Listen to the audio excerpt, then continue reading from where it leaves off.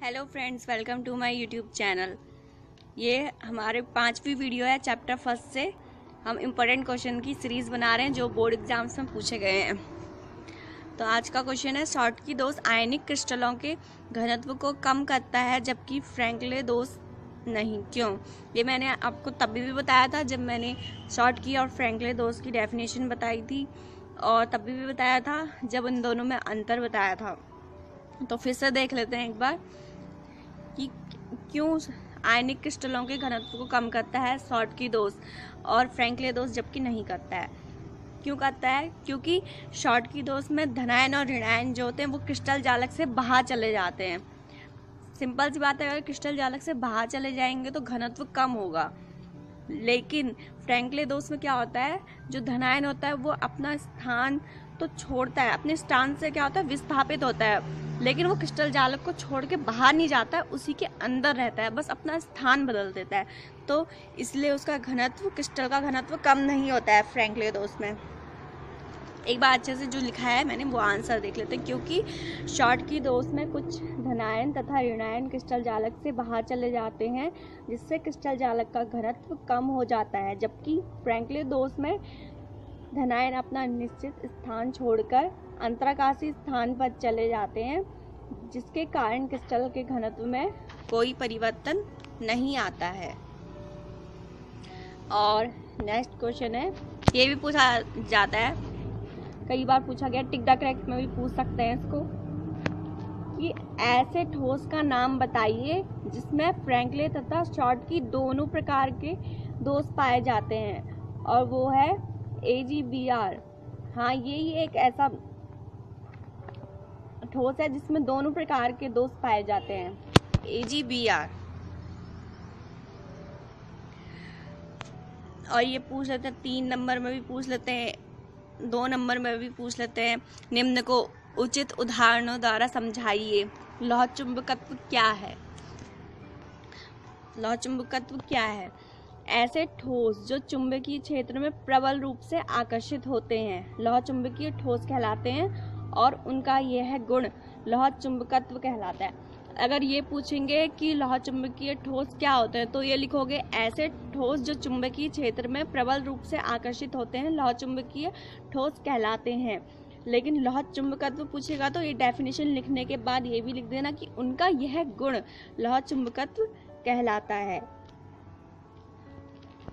जो चुंबकीय क्षेत्र में स्थायी गुण ग्रहण कर लेते हैं, जो लौह चुंबकीय पदार्थ होते हैं वो क्या कहते हैं, चुंबकीय क्षेत्र में स्थायी चुंबकीय गुण ग्रहण कर लेते हैं। अगर चुंबकीय क्षेत्र हम हटा भी दें तो भी उनमें चुंबकीय प्रभाव बना रहता है। इससे क्या होता है, चुंबक भी बनाए जाते हैं इनसे।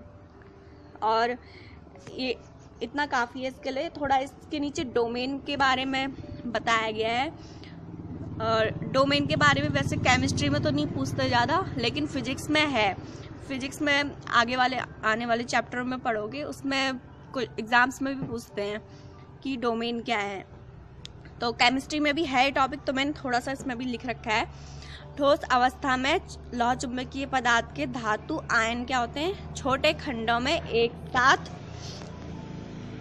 समूहित हो जाते हैं, जिन्हें डोमेन कहते हैं। प्रत्येक डोमेन एक छोटे चुंबक की भांति व्यवहार प्रदर्शित करता है। चुंबकीय क्षेत्र की अनुपस्थिति में डोमेन अनियमित रूप से व्यवस्थित रहते हैं और उनका चुंबकीय आघूर्ण निरस्त हो जाता है, परंतु चुंबकीय क्षेत्र की उपस्थिति में सभी डोमेन चुंबकीय क्षेत्र की दिशा में व्यवस्थित हो जाते हैं और प्रबल चुंबकीय प्रभाव उत्पन्न करते हैं। चुंबकीय क्षेत्र हटा लेने पर भी चुंबकत्व बना रहता है। लौह चुंबकत्व के उदाहरण या फिर लौह चुंबकीय ठोस के उदाहरण हैं आयरन, कोबाल्ट, निकल, chromium oxide, FeCO, Ni, CrO2 आदि। और ये डायग्राम एक छोटा सा डायग्राम है, इसको बनाने में ज़्यादा टाइम भी नहीं लगता। अगर ये बना के आ जाओ तो अच्छी बात है, एग्जामिनर इम्प्रेस हो जाता है, उसे लगता है कि हाँ डायग्राम भी बनाया है। तो डायग्राम्स क्या होते हैं, वो हमें अच्छे मार्क्स दिलाते हैं। तो जहाँ पे भी हो सके टाइम रहता है तो डायग्राम अगर है उस चीज़ का तो डायग्राम बना के आना चाहिए। सेकंड है अनुचुंबकत्व, पैरामैग्नेटिज्म। अनुचुंबकत्व क्या है? ऐसे ठोस जो चुंबकीय क्षेत्र में रखने पर दुर्बल रूप से आकर्षित होते हैं। लौह चुंबकीय प्रबल रूप से आकर्षित होते हैं और अनुचुंबकीय ठोस जो होते हैं वो दुर्बल रूप से आकर्षित होते हैं। ऐसे ठोस क्या कहलाते हैं? अनुचुंबकीय ठोस कहलाते हैं जो दुर्बल रूप से आकर्षित होते हैं। यह गुण अनुचुंबकत्व कहलाता है। ऐसे यौगिकों में अयुग्मित इलेक्ट्रॉन होते हैं। 11th में पढ़ा होगा युग्मित अयुग्मित क्या होता है। अतः यह चुंबकीय क्षेत्र की ओर आकर्षित होते हैं और चुंबकीय क्षेत्र में चुंबक की भांति व्यवहार करते हैं और चुंबकीय क्षेत्र की अनुपस्थिति में चुंबकीय गुण त्याग देते हैं। अतः इनमें चुंबकीय गुण अस्थायी होता है। बिल्कुल अपोजिट है लौह चुंबकत्व के। फेरोमैग्नेटिज्म बिल्कुल अलग है उससे, उसका अपोजिट है या ये कहें। उदाहरण के लिए O2 Cu2+ वैलेंसी के साथ आयरन Fe3+ Cr3+। ये एग्जाम्पल जरूर लिख के आना। एग्जाम्पल भी पूछ लेते हैं कि एग्जाम्पल बताइए। अब आता है प्रति चुंबकीय ठोस क्या होते हैं। तो प्रति चुंबकीय ठोस क्या होते हैं? ऐसे ठोस जो चुंबकीय क्षेत्र में रखने पर दुर्बल रूप से प्रतिकर्षित होते हैं। देखिए बाकी में आकर्षित लिखा है, इसमें क्या लिखा है? चुंबकीय ठोस जो चुंबकीय क्षेत्र में रखने पर दुर्बल रूप से प्रतिकर्षित होते हैं, उन्हें क्या कहलाते हैं? प्रतिचुंबकीय ठोस कहलाते हैं। उनका यह गुण प्रतिचुंबकत्व कहलाता है।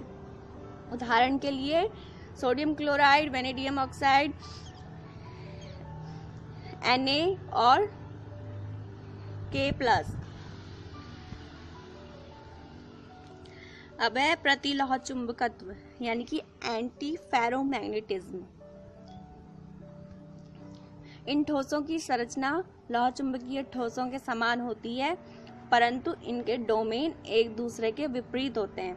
इन ठोसों का यह गुण प्रतिलौह चुंबकत्व कहलाता है। उदाहरण के लिए ZnS, Ga, As, MnO2, Mn2O3। और ये डायग्राम है इसका। तो आज की इस वीडियो के लिए इतना ही। अब आगे के क्वेश्चन करेंगे।